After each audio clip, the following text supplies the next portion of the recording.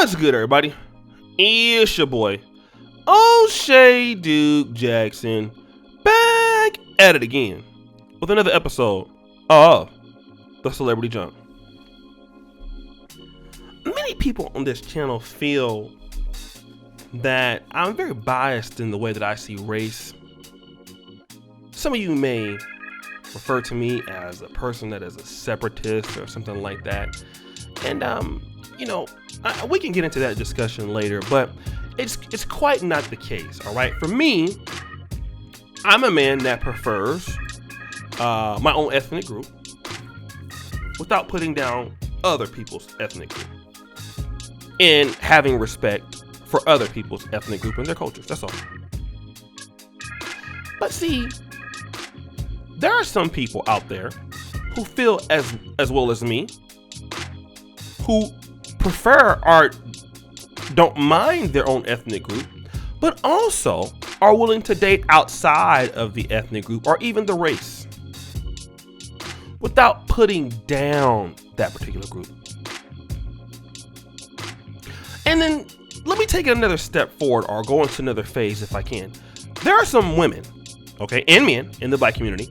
What they do is they go out to another ethnic group or race, so it could be intercultural or just out of the culture, and then they try to, floss or promote this person of said race, but while passively aggressively trying to put down their own race as if they've achieved a prize. This is what we would call swirlers, okay? Christelyn, Karazin type, and this is like Wendy Williams, okay? Wendy Williams has this bad, and you look at why this is Black America. And what I see is just like a lot of guys who might come to the red pill or become black pill or MGTOW or SYSBM, whatever. We can sometimes say that could happen because of a bad experience, which changes them to join a certain mindset or thought process. And I think the swirlers are no different. If you look at Christelyn's Karazin story, her first child was by an African-American man, and that experience didn't go well. And that made her deal with white men exclusively. Although she's had failed relationships with white men, she preaches that gospel that black women need to open up their options. Now, Wendy Williams was with Kelvin Hunter, I believe that's what his name was. That was her husband, and he ended up leaving her for a younger woman. And then Wendy Williams has been trying to get nothing but white men as of the last 2 years. I don't know if it's because this is her preference. I think that this is for her hatred towards certain people that she dealt with, most notably the ex-husband. So what she probably wants to achieve is the fact that, hey, you left me for a young woman, but I'm going to go and get the white man who typically is looked at as more powerful than you, that have more money than you, and I can get, accepted and things like that. But what we keep seeing with Wendy Williams is, even when she tried to go out with Gary Owen and now this guy, and there's another white guy, the relationships keep failing. This is like her third time or fourth time trying to date within the divorce and still can't get it together. She's now taking photos with this white guy. And remember, she was with Mike Easterman last year. That lasted all of 30 minutes. So she's dealing with this older white guy. They were out in Miami hanging out, and she's posting it on her Instagram. And that's one thing you notice, like, a lot of times when women want to get clout, they want to post a white guy. And I noticed that. And when they do that, sisters in the black community automatically start verifying the guy.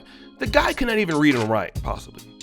It's possibly that he can't even do anything, right? But he's a white guy, and that's all that matters. But see, there's a saying that, wherever you go, there you are. I find that to be the case with black men in relationships with non-black women. I definitely find it to be the case with black women with non-black men, because what we keep seeing in the cases of Christelyn Karazin, who was married for 19 years, divorced, now with another white guy who's causing her controversy. Same thing with Wendy Williams. This white guy will be with her for certain periods of time. But if the guy has any level of success and any options, he won't deal with it. What's the reason that he won't deal with her, O'Shea? I'm glad you asked that question. She's unbearable. she's unbearable. And see, what I know, and I've never been married before. I've lived with 2 women, and so I understand what being unbearable is all about, just like you guys. Being unbearable knows no race, it knows no creed, it knows no culture. It's a prolific thing that is universal to all people, be it men or women. But one thing for sure, Wendy Williams, although I don't know her, strikes me as being unbearable. Just a fucker that you just don't want to be around at all. Just, just obnoxious, loud, talking when she shouldn't be, annoying. And see, a man can take certain things off of you, but if he's successful, you have less room to play. And I think that great many women forget that, especially when a woman like Wendy Williams, who's 57. When you're 57, and when your claim to fame is, I have a nice talk show, I have a lot of money, well, that would make sense to a guy that doesn't have anything and wants to use you for that. But now, if you're looking for a man that has other options and you want to be competitive, the last thing that this guy wants to hear is your mouth. And many women fail to figure this out, that, there's 7 billion people in the world. There are many women. There are not many rich men in the world. There are not many successful men in the world. And so those men who are that understand where they are, who they are. And so when you come in there, if you have some bullshit in the game, it's just so easy to just let you go at any age. And Wendy Williams found it out with Mike Easterman. He was like, look, it's not going to work out. Pretty much, you're hella annoying. You're brash. And, the guy that was dealing with you for like 19 years, Calvin Hunter, I have no idea how he dealt with this, but because I don't love you like he did, you got to go. We're better off as friends. And nobody says, well, why is Wendy Williams having these problems? Nobody is saying, well, damn, Christelyn Karazin, you were saying that the black woman needs her own options. You had a white man and it didn't work out. Well, then whose problem is that? So the one constant thing is Wendy Williams, and the one constant thing is Christelyn Karazin. So when we look at these ladies out here who are worshiping the fact that they want to marry or date a European guy, again, it goes back to the premise. Wherever you go, there you are. And I don't even see it with black women. I see it with black men too. There was a dude I used to work with. His breath used to be stinking too, now that I think about it. But he had a perm. And he would always be on the toilet. Like, he just one of those dudes. Like he didn't like black women, but he would always bring collard greens to work. And then he would always be on the toilet. So whenever you went into it, he would just be blowing that thing up. I mean, it was crazy. And he liked non-black women with black body parts, like the white girl who was thick or the Asian girl who was thick.